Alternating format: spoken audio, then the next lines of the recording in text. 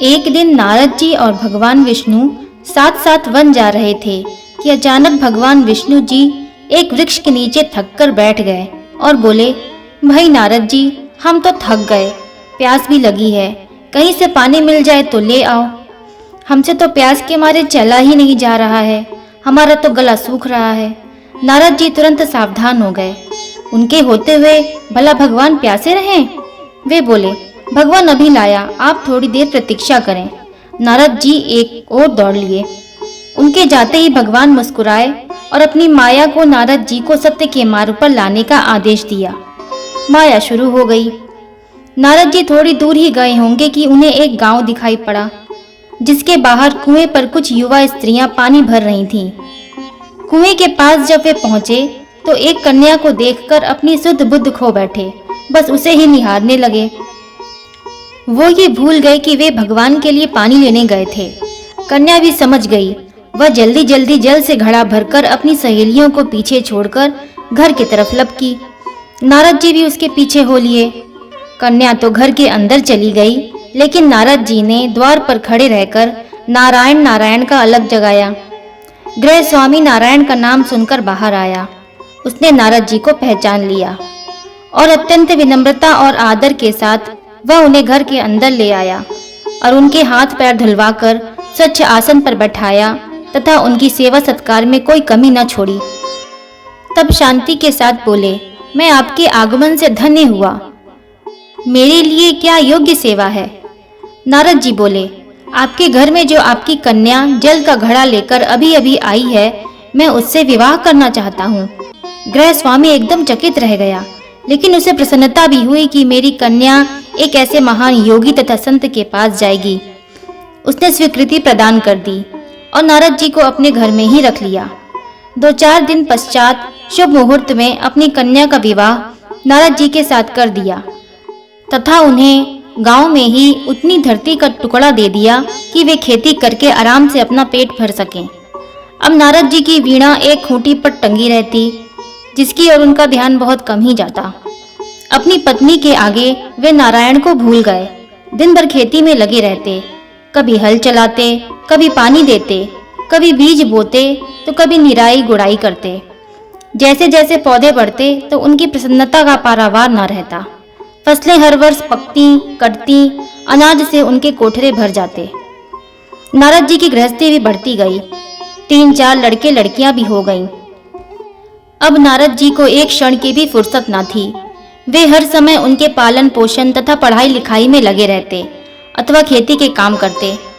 अचानक एक बार वर्षा के दिनों में तेज बारिश हुई। कई दिनों तक बंद होने का नाम ही नहीं लिया।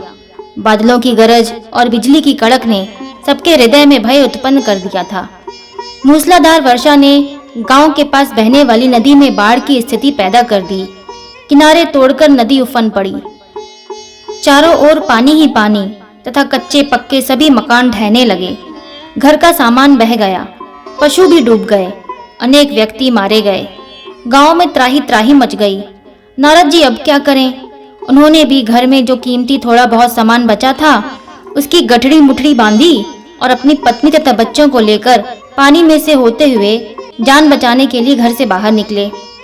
बगल में गठरी, एक हाथ से एक बच्चे का हाथ पकड़े, दूसरे से अपनी स्त्री को संभाले तथा पत्नी ने भी एक बच्चे को गोद में लिया और एक बच्चे का हाथ पकड़े धीरे धीरे दोनों प्राणी आगे बढ़ने लगे। पानी का बहाव अत्यंत तेज था तथा यह भी पता नहीं चलता था कि कहाँ गड्ढा है और कहाँ टीला।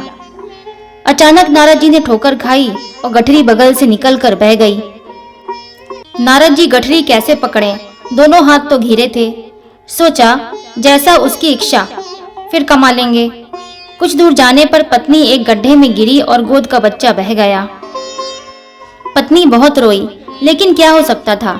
धीरे धीरे और 2 बच्चे भी पानी में बह गए। बहुत कोशिश की उन्हें बचाने की, लेकिन कुछ ना हो सका। दोनों पति पत्नी बड़े दुखी थे। रोते कलपते एक दूसरे को सांत्वना देते आगे कोई ऊंची जगह ढूंढते बढ़ते रहे। एक जगह आगे चलकर दोनों एक गड्ढे में समा गए।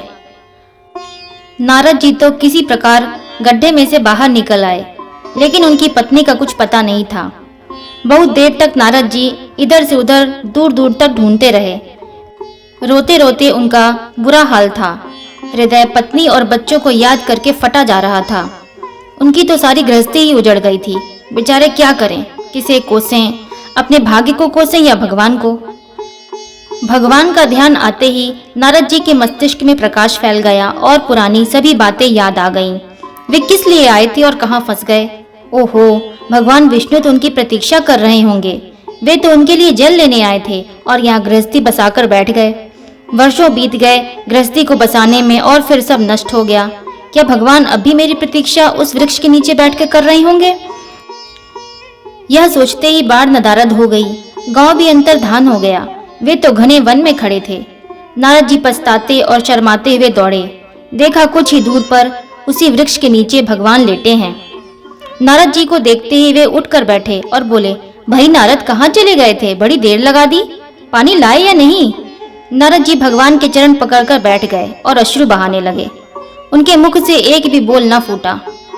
भगवान मुस्कुराए और बोले, तुम अभी अभी तो गए थे, कुछ अधिक देर थोड़ी ही हुई है। लेकिन नारद जी को लगता है कि वर्षों बीत गए।